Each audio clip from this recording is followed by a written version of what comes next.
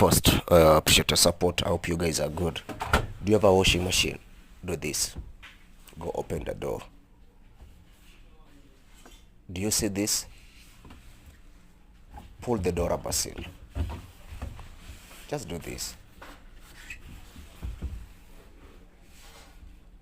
Is it smelling?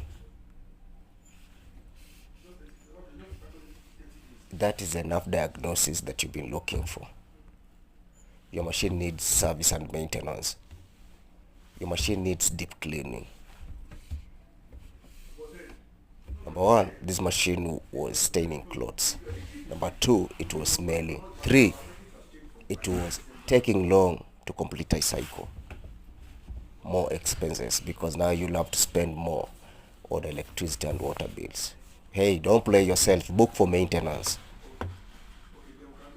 Simple.